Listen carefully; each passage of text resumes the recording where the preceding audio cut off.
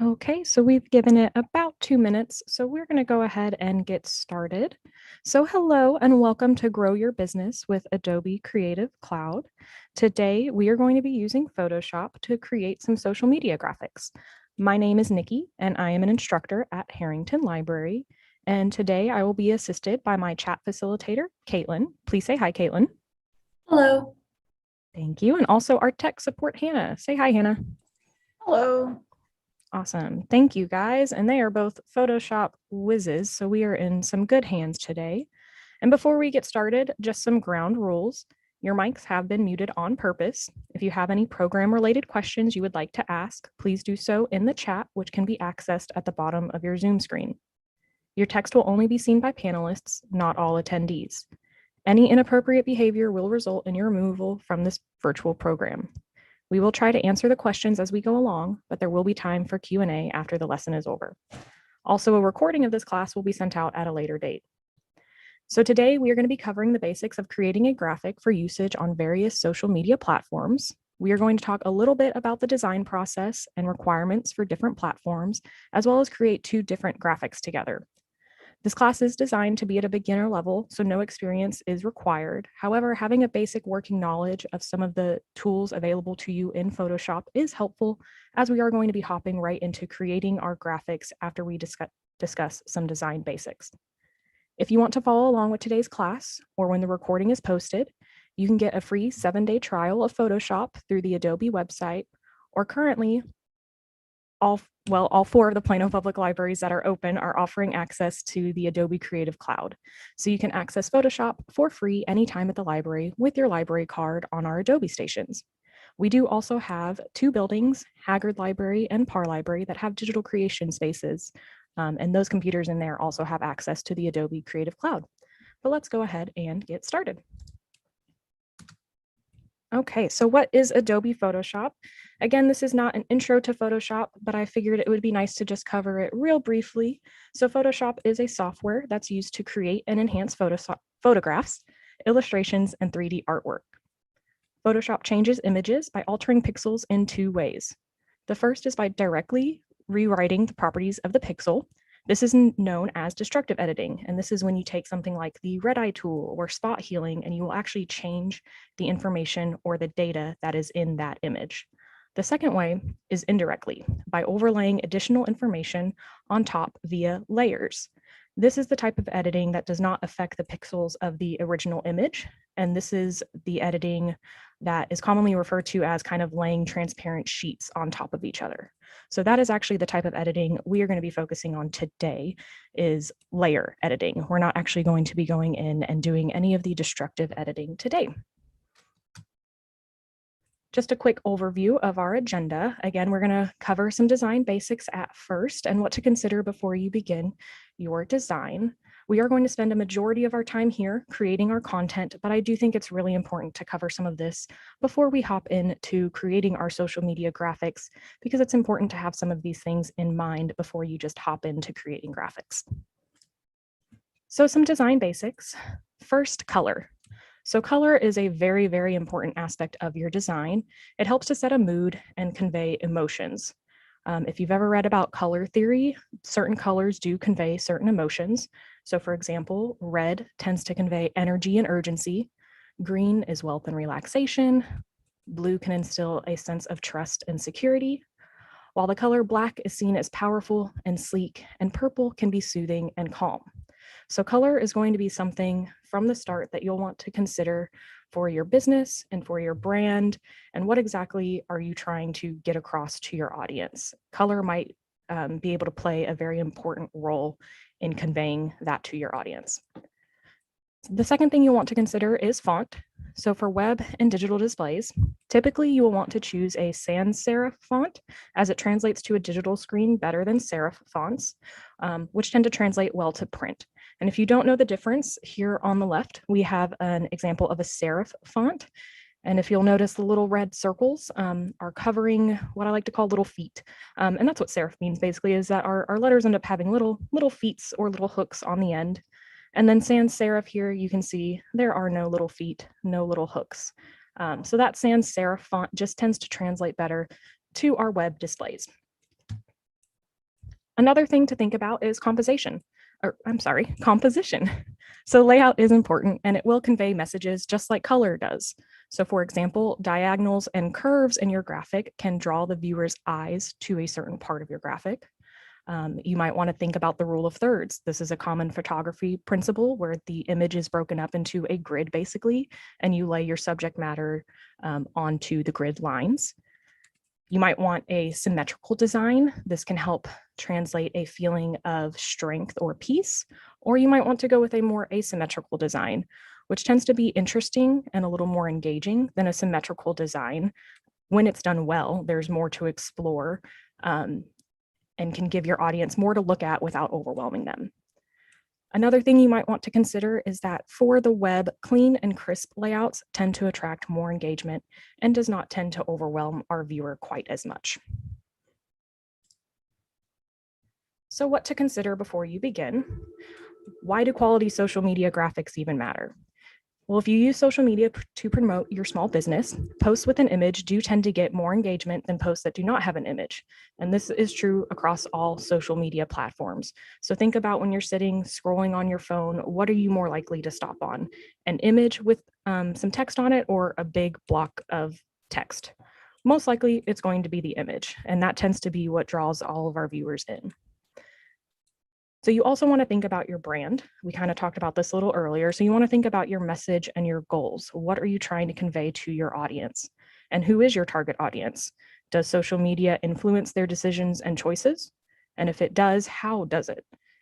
Is something like a video going to do better than an image, or will an image do better for whatever platform it is that you're trying to post on? What goals are you trying to achieve, and what image are you trying to display for your brand? This is going to be something that you will want to keep consistent. As you're developing your brand, it might change and it might ebb and flow as you learn new things, but you'll definitely want to kind of try to carve out your own aesthetic for your brand, and you'll want to go with that in most of your social media graphics. It's important to be recognizable to your audience. So here we have listed some of these size requirements for some of the most popular social media platforms. I'm going to sit on this page for just a few moments if you guys wanted to jot down some of these. Again, there will be a recording that's available later, so you can always come back to it and jot some of these down. And these size requirements do change quite often, so definitely stay up to date on the size requirements if you're creating a graphic, because it might change, but I'll sit here for just a moment so everyone can go ahead and take a look at the size requirements. And these are listed in pixels because that is what we're going to be working with today in Photoshop.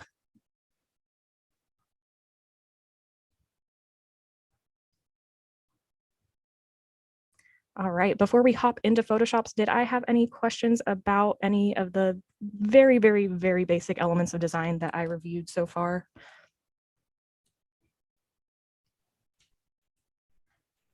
There are none at this time, but you're doing great. Okay, perfect. I'm going to go ahead and exit out of our PowerPoint here, and we're going to go ahead and open up Photoshop.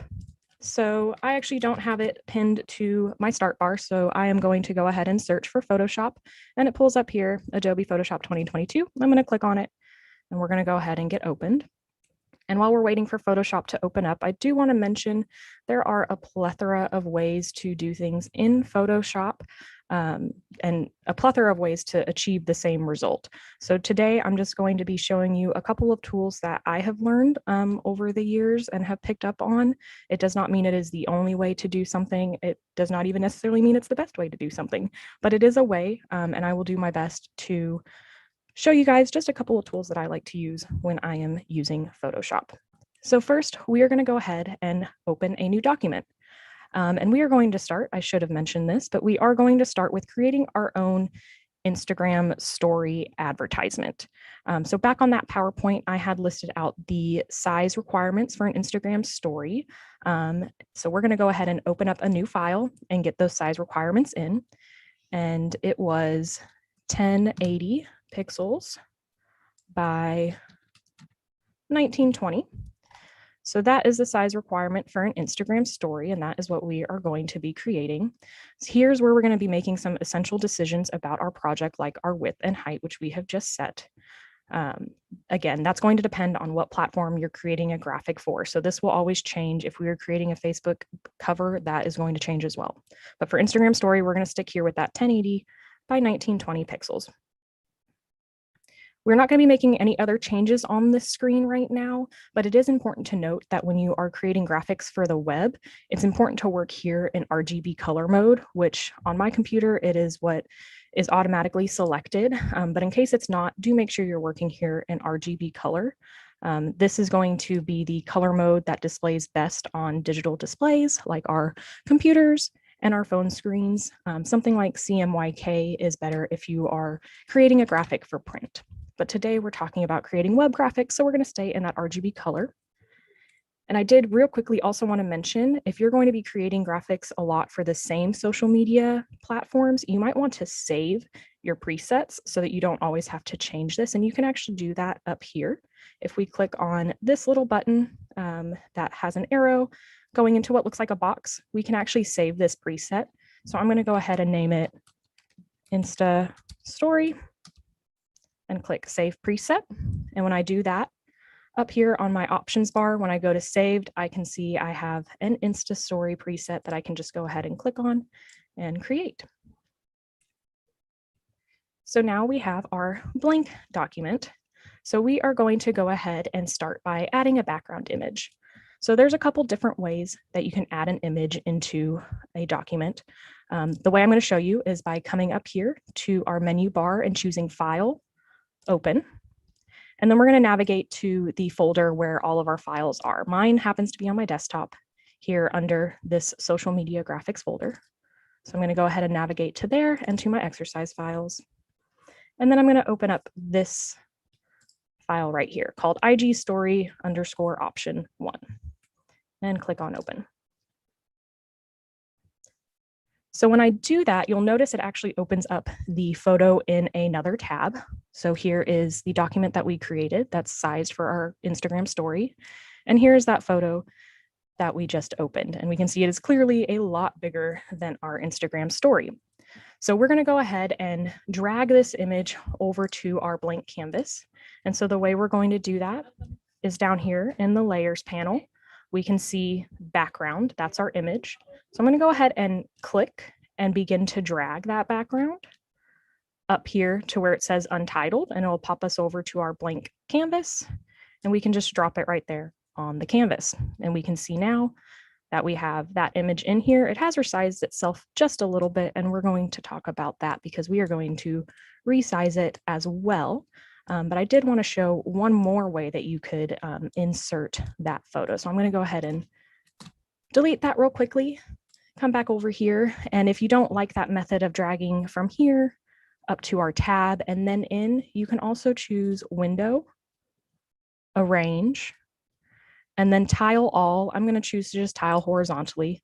We have two images here, and now I can go ahead and just drag straight from, making sure that I'm selected here and I have my background with the cookies on it. I'm going to click and drag straight onto the blank canvas. So that's just another way. It might be a little easier for you to go ahead and click and drag instead of having to hover over the tab and wait for that.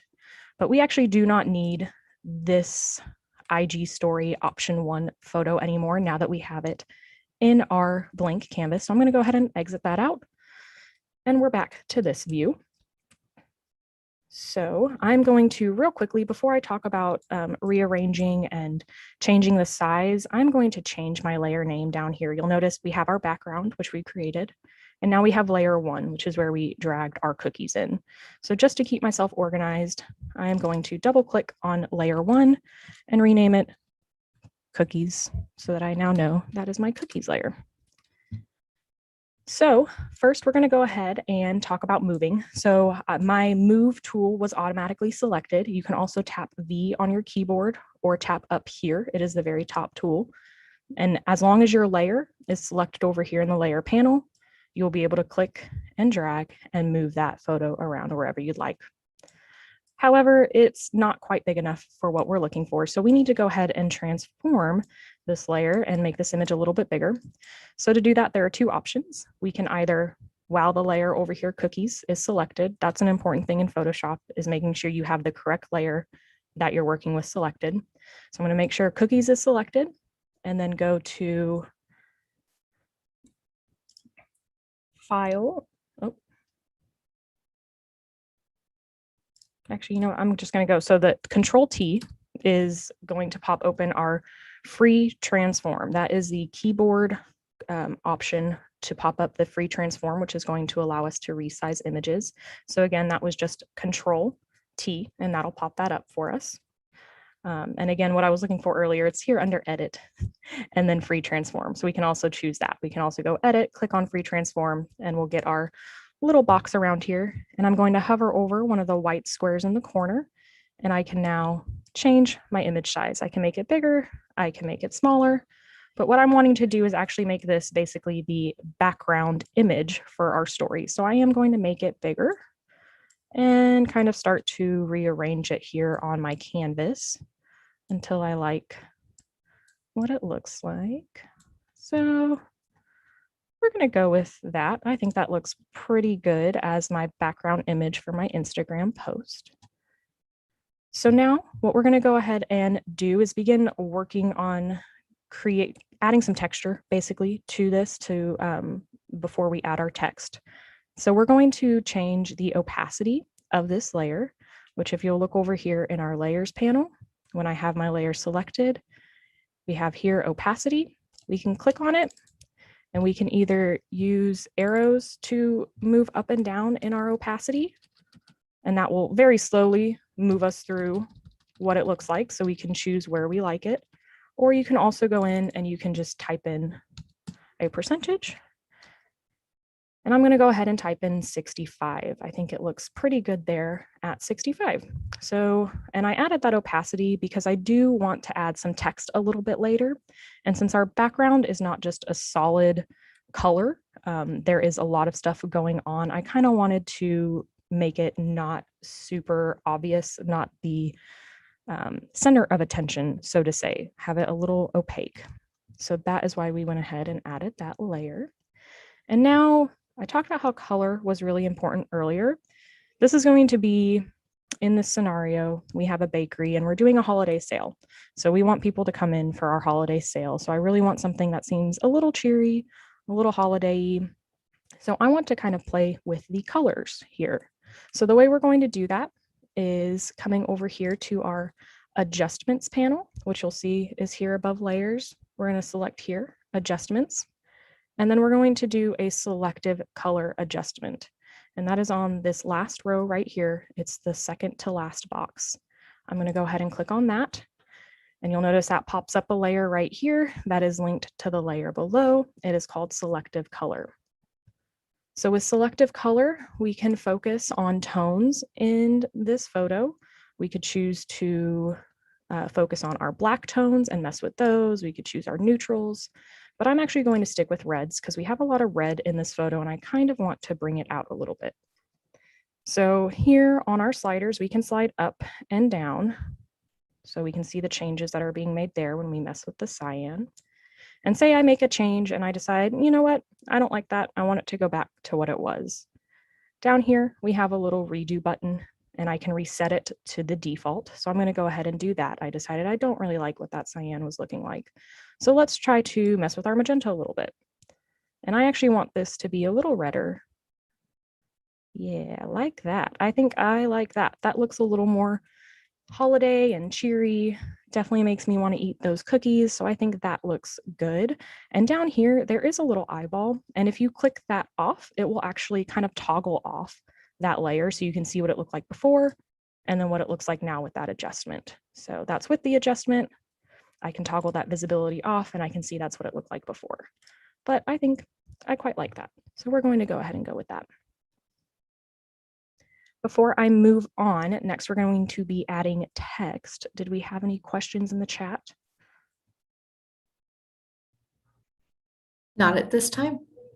Okay, perfect. Okay, so we are, again, like I said, we are going to be promoting our holiday sale. So let's go ahead and add some text so that our audience knows what our story is going to be about.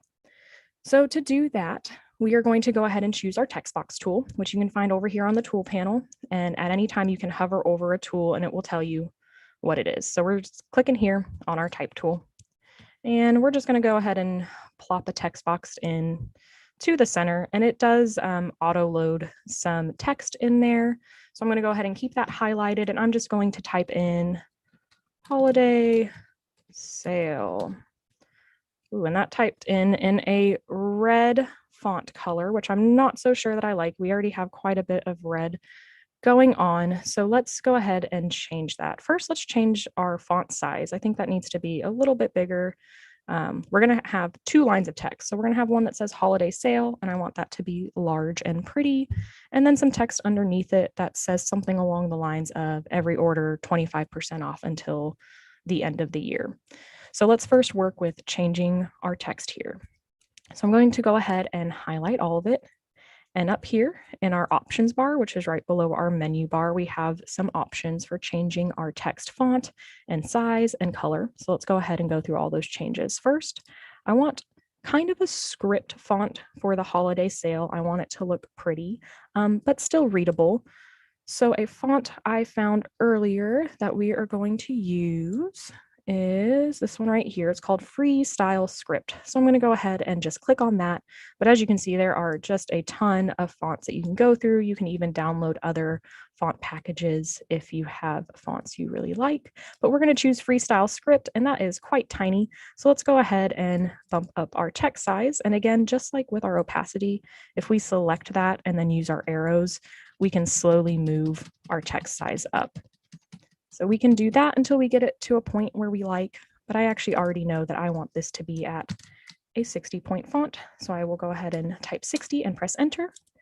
And that changes that there. And you can see it kind of pushes that bottom text down. I actually want them to be right next to each other. So what we're going to do is just drag out our text box a little bit until it fits on a single line like that. So now we have our text. And that's right. We said we wanted to change our color as well. So it's red. I think what we are going to do today is actually make this white text, which for a minute is going to look a little scary because we're not going to be able to see it. But we are going to be adding a text box behind our text to kind of make it stand out a little bit. So let's first go ahead and go in here, and we're going to change it to white, just like that, which again, that was by clicking up here in our little color box, and then you can find any color you would like, but I'm just sticking with a white, pressing OK, and it made it that color for us. So now what we are going to do, before we add on our opaque text box, I mentioned that I wanted to have a little bit of text below this. So let's go ahead and we're going to do another text box, add that in, and it is going to default to what we have already chose for our other text box. So we've got it here in this freestyle script at 60 point with white, but I am actually wanting this to be no longer script style. I want it to be a little bit smaller as well. So we're going to go ahead and change the font to Myriad Pro, which we can see right down here. And I want to change my font size. We will say 20. Let's start out with that and see how that looks. That looks like a pretty good side. Let's go ahead and type in what we want. So we're going to say 25% off all orders until 12/31 is what we're going to go ahead and say. And I know it's a little hard to see the text right now. Let's go ahead and actually get our text box behind here so we can kind of see what this looks like a little bit better and see if we need to make any adjustments. So to add an opaque box, what we are going to go ahead and do is choose our rectangle tool right over here. And we're going to just go ahead and draw a rectangle behind our text like that, framing it. And if you can see, so over here in this panel, it has our fill as a tan color.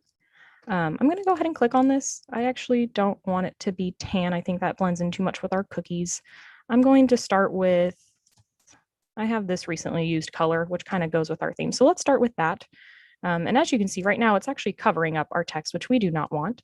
And that is because if you look over here in our layers panel, that rectangle we just created is on top of our text layers. And as I mentioned earlier, layers in Photoshop are kind of like seeing through transparent layers. So if I have this rectangle on top of my text, I'm not going to be able to see it. So I need to go ahead and move it, and I'm just going to move it underneath my text box. So when we do that, our text now pops out, but it's still on top of our cookie background. And I actually don't want it to be completely solid like that. I want to mess with the opacity just a little bit. So again, I have the rectangle layer selected over here, and I'm going to go ahead and play with the opacity. I'm going to start by putting it down to, we'll say 25. And that's honestly, that's a little too transparent, I think. So let's bump it up to 35. And I think that looks a little bit better, but I don't think I'm liking the color. So I think what we're going to do to give it a little bit of a holiday feel is we're going to change the fill, those are hard words, to a green instead. So I have one right here. So I'm going to go ahead and select that green. And I actually do like that. I think that gives a little bit of nice contrast. However, I don't like where our box is placed. So I'm going to go ahead and move it. So again, to get to the move tool, if I don't want to come all the way over here to the toolbar, I can go ahead and press V to choose my move tool. And I'm now going to move my box down a little bit. I think right about there looks good. And now I need to go ahead and move my text as well. So I'm going to go ahead and toggle to the 25% off all orders over here and go ahead and move that down. And I'm actually deciding I want to make a little bit of change to the text. I'm going to go ahead and click in there and make those on one line. I think that looks a little bit better. Okay, and then we're going to toggle on and click the holiday sale layer here so we can move that down. Move that to right about there. And then adjust that guy, move that up. And now I'm just going to make some small adjustments until I kind of like how this looks. So I think my text opaque box is a little too big. So I'm going to click here on the rectangle again, and we're going to transform it. So Control T for the free transform, and now we can change its size. And I'm just going to, and that does change it. The thing about the free transform, it does change it proportionately. So if I wanted to just pull this up, it's going to change it all proportionately. So that's okay. We'll just kind of mess with it. And when it's selected, you can use your arrow keys to kind of make slight adjustments like this, move it around. And I think that looks pretty good. I actually really like where that is at. So now, yes. We do have a question in the chat. They were wondering if you can actually group your green box and text layers together so they move at the same time. Is that a possibility? Yes, it definitely is. And let me show you how. So over here in our layers, we can go ahead and select our first one. So that's our rectangle, and we want to group it with all of our text. So I'm going to go ahead and hold down Shift and select the top one. You could also just hold down Control if you wanted to go one by one, if you had layers that maybe weren't all together. But ours are all together, so I'm going to do Shift to select all three of those. And then we right click and I believe it is link layers. So those are now all linked and they all move together like that. And then if you decide you need to make a change within there, you can go back and unlink at any time. So for example, I can come in here and unlink. Unlink layer. So I've now unlinked that from the layer. I can move that while these move together as well. So yes, that is something you can do, and you can do that with any layers. Once you have layers together, that's actually a really good way to stay organized, is once you have an element all together the way you like it, you can go ahead and link them together and they can all be moved at the same time. Did that answer the question, or are there any other questions? We're about to do an export of our first bit. So are there any other questions about this Instagram story? So that did answer that first question, and we do have a second one. Is it possible to edit, I believe they're referencing with the transform tool, without adjusting proportionally? So is there a way to scale things? Let's see. That's a great question. Caitlin or Hannah, I feel like you might know a little more about that. Is that possible? I believe it is. You hold shift, Okay. it edits unproportionally. Aha, there we go. Yes. So I'm now holding shift and you can see it's now actually scaling that all very unproportionately. So you can now make those changes when you hold shift and change like that. And you can just drag it out if you wanted to, or drag it down, or make it really tiny or really big. Thank you, Hannah. That's really handy. Anytime. All right, any other questions? Yeah, so yeah, exactly. Adjusting just the bottom of the rectangle. When I hold shift, when I have it selected, so we'll go into that Control T again, and I hold shift and do just the bottom. And because they're linked, I still have this linked with my text. That's why that holiday sale is changing as well. But if I did not have those linked, let's just go ahead and we'll unlink those. We'll unlink all that. And now I can, there we go, select my layer, Control T, hold shift down, and then move just my box like that. Okay, any other questions? I think you're all caught up. Okay, perfect. So this is actually for our Instagram story. We're going to call this our complete graphic, something simple, a little eye-catching, and it's telling our audience what we need them to know, that we're having a holiday sale and they'll get 25% off all orders until the 31st. So now that we have it where we like it, we're going to go ahead and export it. So it's actually not file save as, like most other things and what you might think you need to do. File save as is actually going to save it as a Photoshop document. So something you can come back later and continue working on, but that's not what we want to do. We want to go ahead and export this because we're ready to upload it on Instagram. So for that, we are going to be exporting. So we're going to come to File, Export, and Export As. So here you will be able to choose the format. Mine defaulted to JPEG, and that is actually what I'm going to keep it at. For most social media platforms, JPEG is just fine. Quality, you can change. I'm going to keep it here at good. You can make it great or excellent, but do be aware that is going to change the size of your file. If you'll look over here right now, it's at 184.1 kilobytes. If I move it up to great, it's going to pop it up to that 1.1 megabytes. So it does mess with the size of your file. So if that's something you need to be aware of, you might have to make some decisions here with your quality, but we're going to go ahead and keep it at good. We can see our image size. It's still in the correct proportions for our Instagram story. And yeah, we're not going to mess with anything else here. So we're just going to go ahead and click on export. And that's going to give us the option to save it. And I want to go ahead and we'll save it here in my exercise files. I'm going to rename it. I will rename it Insta Post. Oh, double T. There we go. And save. And now if we come out of Photoshop, and I'm going to go here into the folder I saved it in, into my exercise files, and we can see it right here. There's our completed graphic ready to be uploaded into Instagram and sent out to our followers. So that was creating our Instagram story post. So next we are going to move on real quickly. We're going to create one more social media graphic together. I think we have enough time to complete all of it. So we're going to create a Facebook banner. Again, before we move on, any more questions before we start our new Facebook banner project? Yes. So we did have a very specific question about asking if there's a way to keep a 30% free portion of the image at the top and bottom of the graphic so that it doesn't interfere with user experience within the platform.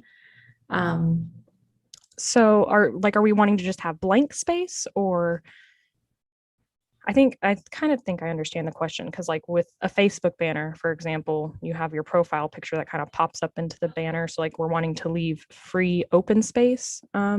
Is that correct? Because I can kind of show us how we can figure out where 30% of the top and 30% of the bottom is.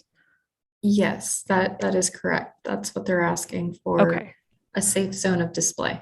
Okay, so let me show you that. That if you needed kind of a safe zone, I would have definitely set that zone up before we started dragging everything in so that we weren't dragging things into those zones.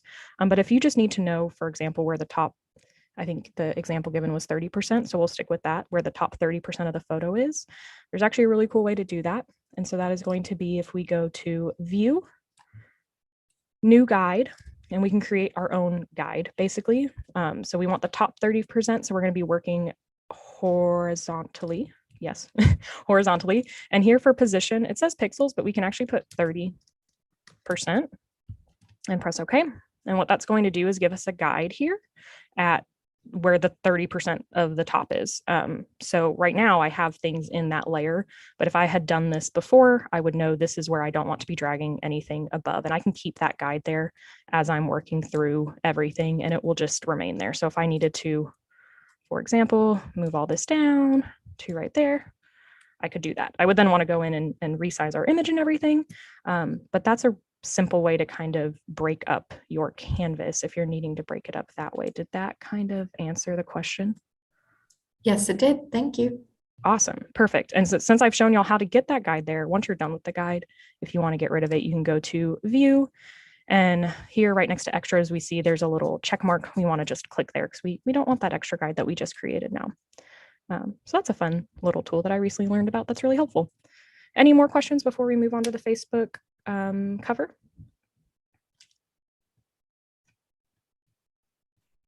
Not at this time.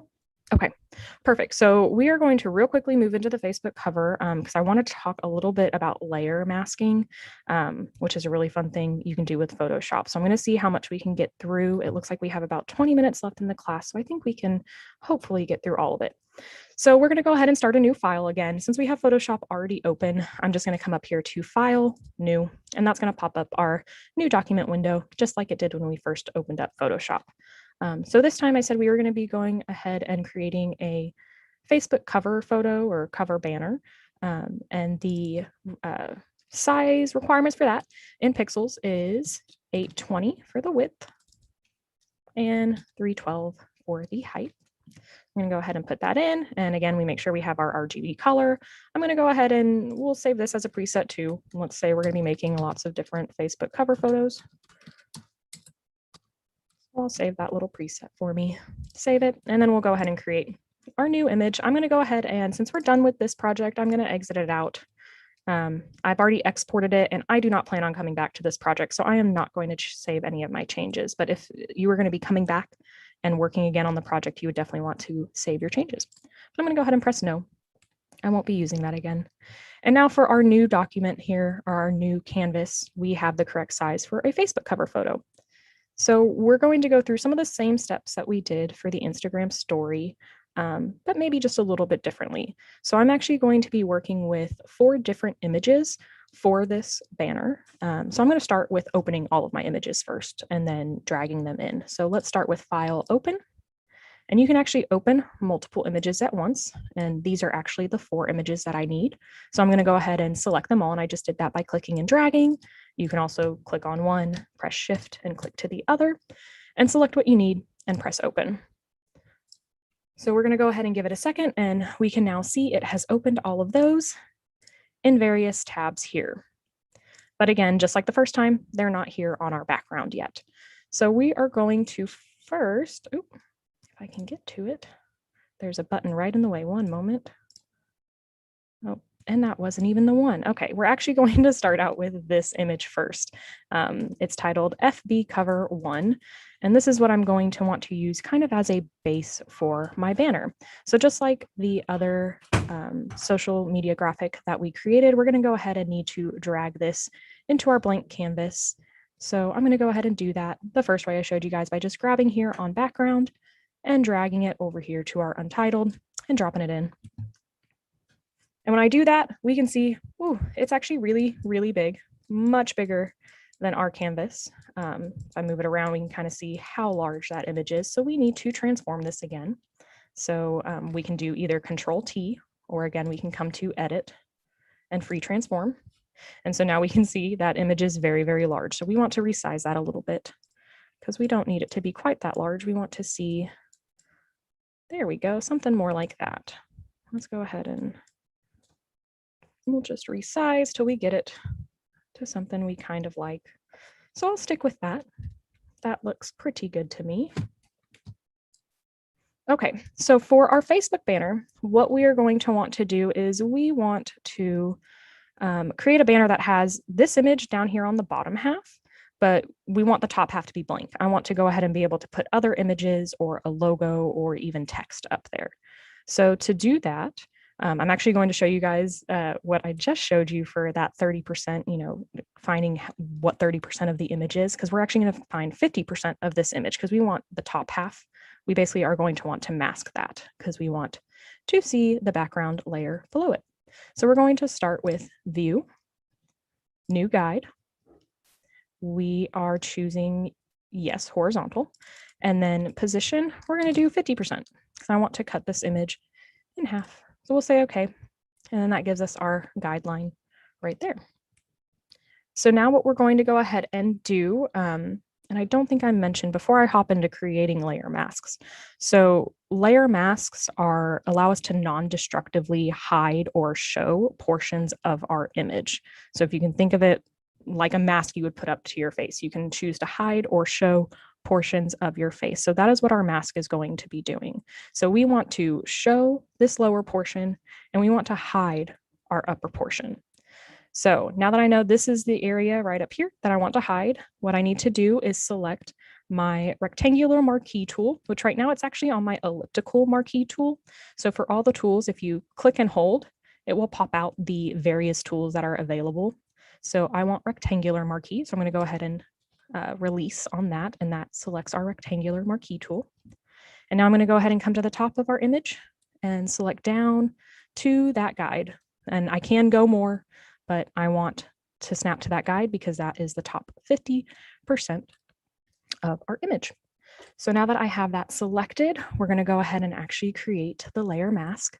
So once we have the area selected, we can come up here to the menu bar and we are going to choose layer and then layer mask. And then here, so the selection we have is that top portion, and we want to go ahead and choose reveal selection, or sorry, hide selection, because we are wanting to hide that top portion. So we're going to go ahead and click here on hide selection. And then that hides that top portion for us. And we still have our image down here, and we now have some canvas space up here that we can work with. So by default, and if you'll see over here in our layers panel, that layer that has now been attached to our layer here. So by default, the layer mask and the layer are going to move together. So right now they're linked. And if I choose our move tool, or if I press V on the keyboard to get to it, they're going to move together. So you can see where that mask is and where the rest of the image is, and they're moving together. But that's not what we want to do. We want to keep that like that. But say we want to rearrange this image down here a little bit. I don't quite like what's showing. I want to show a different portion of that image. I can do that. So over here in the layers panel, I'm going to click this little chain link to unlink them. And then if I target the image, so now the image is targeted. If I click over here, the layer is targeted, but I'm going to go ahead and target the image. And when I do that, then just the image will move.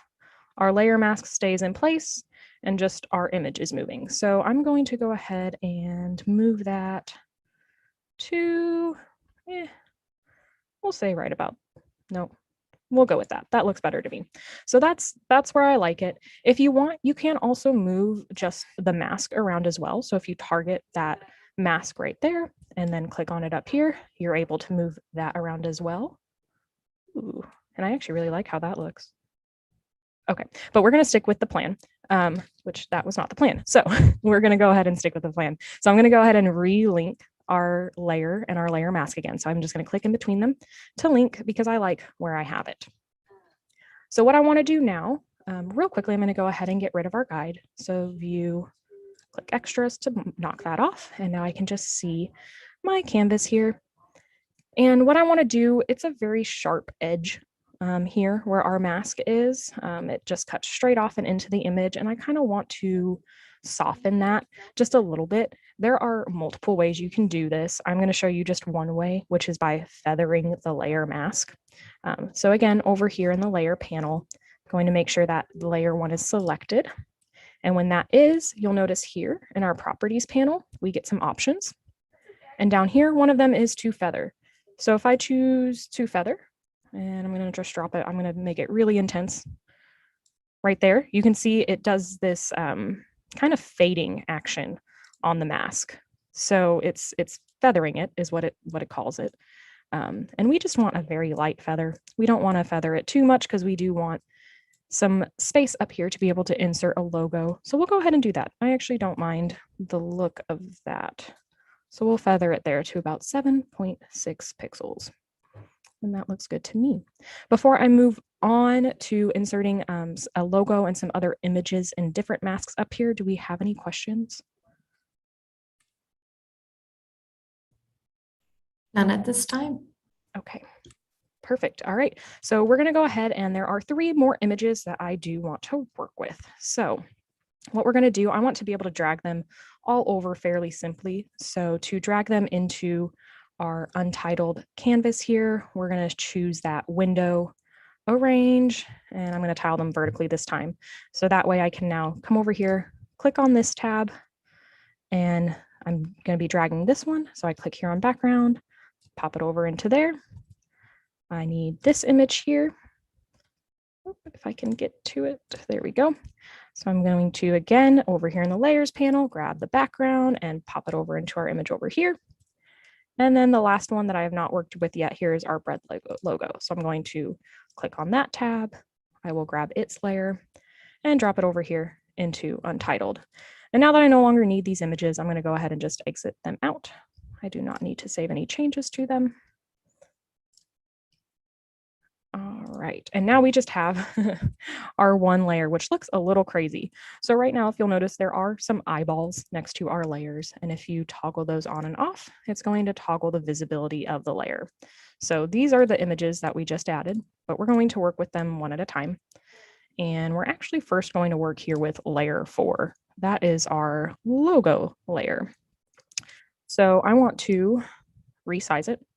As we can see, it's way too big. So we're again going to do Control T, and we're going to drag to resize and make it the size that we're comfortable with. So I'm just working on dragging in those corners to resize, and that looks pretty good to me. I'm okay with that size. So I'm going to keep it like that. And what I'm actually going to do, I'm going to move this layer here since I worked with it first. I'm going to move it down there. That's how I like to keep organized. You definitely don't have to move that layer right now. There's really no significance to it. But let's go ahead and we're going to work with our next layer now. So I've toggled on the visibility for this layer 2, and that looks kind of scary because it looks like everything that we've done has gone away, but it has not. It's just a layer that currently is on top of all of our other layers, and we can't see through it. So first we need to, just like the other one, we need to go ahead and change our size. So we're going to, once again, Control T to free transform and work on getting that down to a size we're comfortable with. And so my vision for this banner, let me move this out of the way real quickly. So we have our logo here, and then we're going to have a kind of peephole or a peek hole here where we're going to have a mask, and we're going to see another baked good here and another baked good here, but we'll have white all around it. So that's kind of what I'm going for. So I'm first just going to get those photos arranged to where I think they might need to be for our circle mask that we're going to be creating. I'm also going to come over here to layer 3, toggle that on real quickly, and then we are going to Control T to change the size. And again, just work with dragging those edges until I kind of get it to a size I feel somewhat comfortable with. So we'll work with it like that. So now this looks a little crazy, but we're going to make it look really nice here with our layer masks. So just like we created a mask for the top half of the portion with our rectangular tool, we are going to come over here and use our elliptical marquee tool. So again, that is if we click and hold and then come over here, release, and I now have the elliptical tool selected. So I'm going to start with this image over here, and I'm just going to click and drag to create a little circle, and that looks pretty good to me. So we now have that circle created, and just like we did with our other layer, we're going to come up to the menu bar and click on layer, layer mask, and then here I actually want to put reveal selection. So before I did hide selection because the part I had selected I wanted to be the background. But now I want only this portion to be showing. I want all of this to go away. So I'm going to click here on reveal selection. And what that does is reveals that selection of that circle that we just created. And so just like layers we worked with before, these two are linked. So say I don't really like where that ended up. I don't like where the cookies are showing. I think it could look a little bit better. So by default, these are going to, oops, wrong one. I'm going to choose my move tool. By default, these are going to move together because they are linked. But just like our other things, we're going to go over here and unlink them. And if I have the mask selected here, then just that mask is going to change. So I can move that circle around and choose a new spot, but I'm going to leave my circle right about there because I think that should be where it is. And I actually want to just move my picture until I get what I want in that circle. So I am instead going to choose this image right here, toggle to that. And now when that is selected, now I can move this around. So I'll move that around to right about there. I think that looks pretty good. So now I'm going to go ahead and relink those because I do like what that looks like.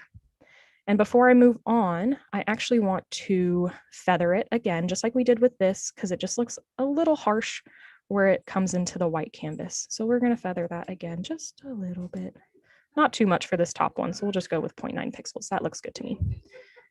Okay, so last little bit is going to be to basically get this over here. And so an easy way that you can do that, let's see here, is actually if you, so here on layer 3, which is the layer we have right here with our cookies, we're going to go ahead and click on the mask layer. And if you hold Alt while you do that, and then drag it to layer 2, because that is our cookie layer, it has now dragged that mask or copied that mask over. So right now it looks a little crazy because right now it's over here. So what I'm going to do, just so we can kind of see what's going on, I'm going to toggle off all these other layers. And if I choose to select this layer and click Alt and then click the layer, I can see where the layer mask is. So this is the one that is supposed to be over my cookies over here. And I need to go ahead and move this. So now that I can see just our layer, this is our mask that we've created. I'm going to go ahead and unlink and then move my whole on over here. And I know my cookies are somewhere here because I can't see it right now. So we are going to, let's go ahead and we'll relink that. We're going to do Alt, click. Oh, and I messed that up, but that's okay. We just toggled on all of our visibilities again. So now we have our circle over here with our cookie inside, but I definitely do not think that looks very good. That cookie, you can't really tell what it is. So we're going to change that image size again, just a little bit. So to do that, we need to unlink again. Click on our image. We can click our image over here, do Control T to pull up our free transform, and we can play with it just like that. So that looks a little bit better. There's a little bit of depth and dimension to that. It doesn't just look like the top of a cookie. So I like how that looks. And I think, yeah, we have about 5 minutes left. So that is all we're going to be able to do with our Facebook banner for right now. If I was going to continue this, I would probably go in and add some form of text that would come right here. But text is actually really great in Adobe Illustrator. So an option would be you could always export this now that you've worked with your images, which translate well to pixels, and you could import this into Illustrator and then start to work with your text over there because it is vector based and text tends to do a little bit better with that. But for now, that is all we have time to cover. We have just a couple moments left. Were there any remaining lingering questions that you all had or any questions about all of that layer masking I just showed you guys how to do?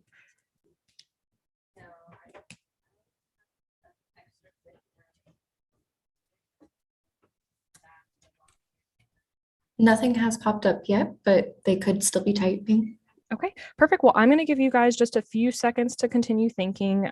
Just for fun, we're going to go ahead and export this just so we have that process shown for us one more time. So we're going to come up here to File and Export, Export As. I'm going to keep it at the JPEG.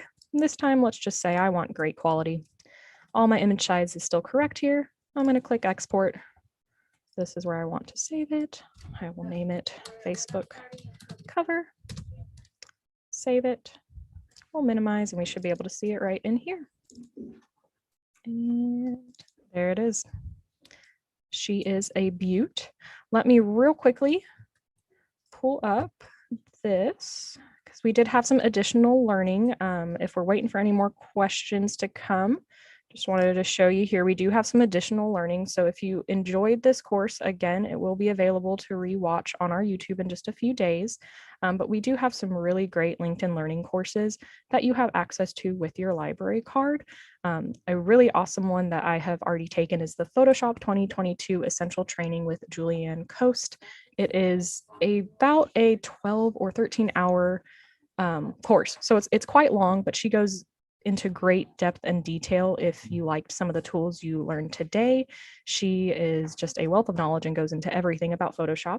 And we have a couple other LinkedIn Learning courses listed there, and then also available on our Plano Library YouTube channel. Some of our past programs that have been recorded. We have a program about building your brand. We have a logo creation with both Illustrator and Inkscape. And we also have more Grow Your Business with Adobe Creative Cloud series that are available for you to browse and peruse on our YouTube. Before we end, were there any other questions that trickled in? We just had a final question about any in-person classes that might be available in case they're working on specific projects and want advice. I'm going to go ahead and jump in here and say that you are welcome to make a book a librarian appointment for any specific Adobe or project questions that you have. That's available on our website to make an appointment, and we'll connect you with the best staff member available based on your skill needs. And of course, our spring programming calendar will be released in a few weeks, and we should have some in-person classes available on that calendar that will be released. Yeah, awesome. Thank you, Caitlin. That's great information.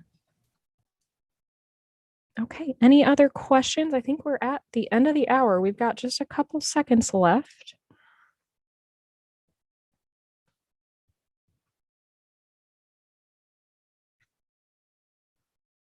We'll give it just a few more moments, but if there are no questions, we're going to go ahead and end. Thank you guys so much for joining us today. We appreciate having you here. Again, there will be a recording of this available in just a few days. We do really appreciate you being here. And do make sure that you should receive a link with a program survey shortly after this class is over. If you would mind filling that out, we really appreciate your feedback. It helps us be better. It helps us create better content for you guys.